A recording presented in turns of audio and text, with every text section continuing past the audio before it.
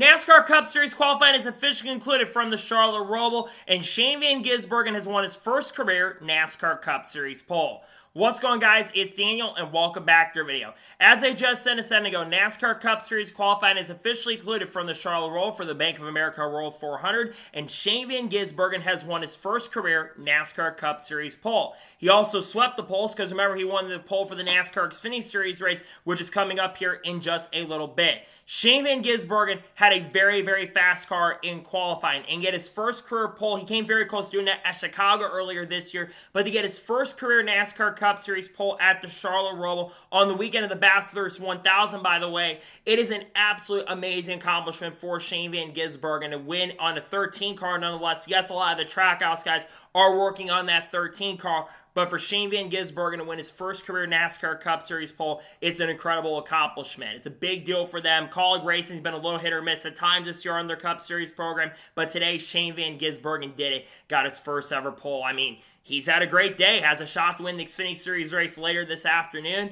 and has a really good chance and opportunity to win the Cup Series race tomorrow. But to get his first ever Cup pole is a massive and major accomplishment. So a major deal for Kaulig. Congratulations to SVG. We know going into next year is going to be really strong on the road courses. He had a great car in practice today, showed a lot of great pace and speed, have one of the best cars. I think SVG's got a really great chance and opportunity. This is a massive deal for Shane. Massive congratulations, and great to see him win his first career NASCAR Cup Series pole at the Charlotte ROVAL.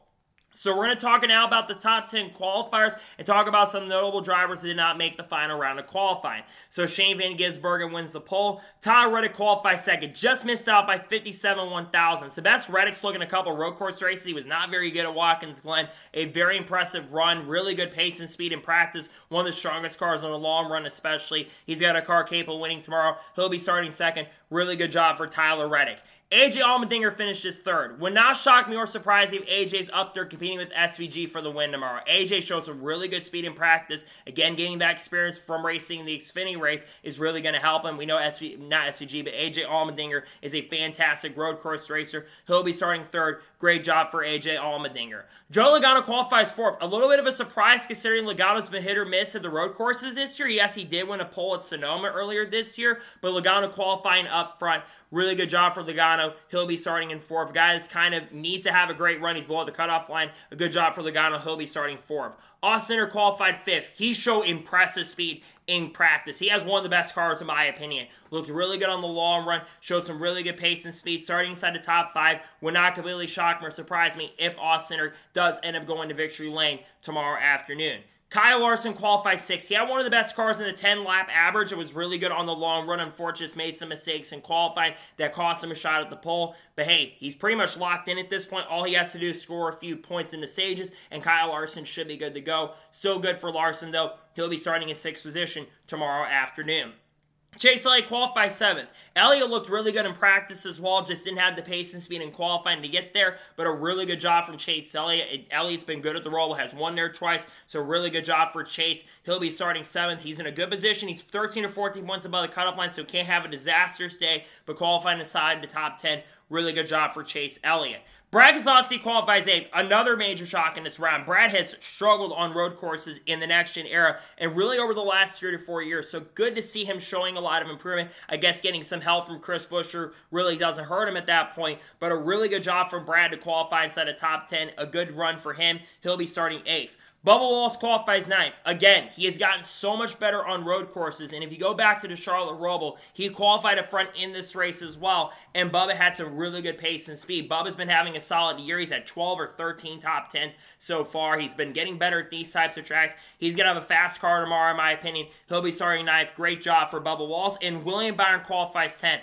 Again, a few stage, Byron's locked into the next round, so it really doesn't matter for him at this point, but a solid qualifying run. I think he had a really good car in the long run as well. So really good job for William Byron. He'll be starting 10th. So those are the top 10 qualifiers. We'll talk about some notable drivers that did not make the final round. Kyle Busch just barely missed out. I believe he's starting in 11th tomorrow. Tough break for Kyle to not make the final round, but the RCR 8 car looked really solid in practice, especially on the longer run. I like the speed from the number 8 team. They looked really solid.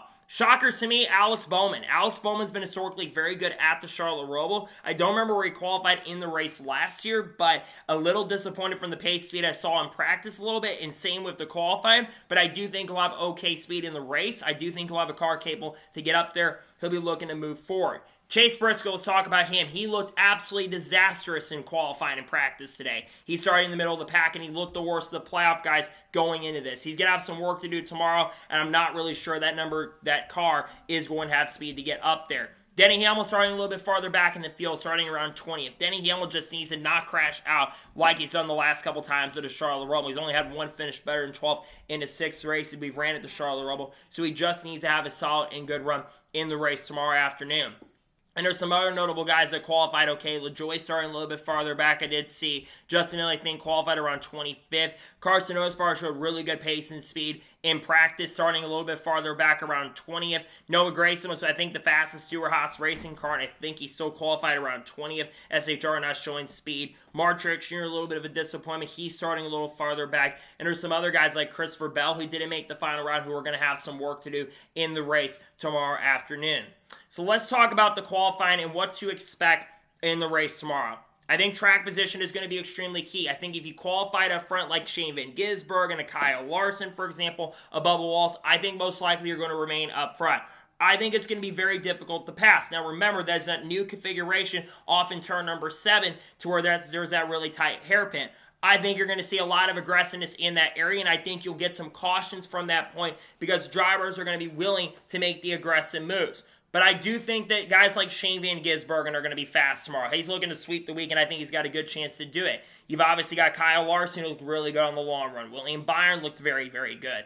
Guys like Christopher Bell didn't show as much speed as I thought they were going to show, but the Penske cars were okay. Austin Cindric had good speed, but Blaney and Logano are going to have a little bit of work to do tomorrow. But I think some of these guys look really strong, and I think it's going to be a very fun and exciting race tomorrow afternoon. So it'll be very intriguing to see how the race goes tomorrow afternoon, and we'll see how the race ends up going tomorrow afternoon and later today as well at the Charlotte ROVAL.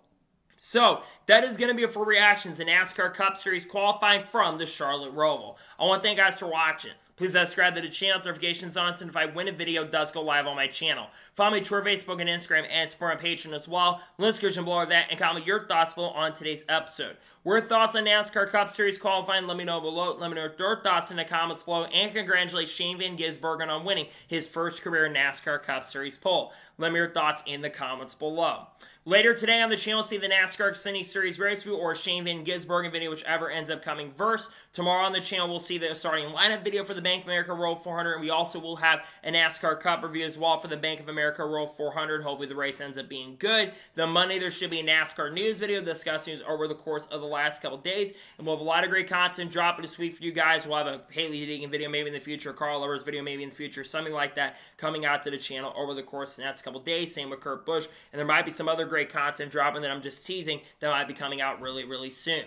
So anyways, like I said, I want to thank you guys for watching today's episode, and I'll see you guys next time for more great, awesome NASCAR content and other motorsports content on the channel like this. Take care, everybody.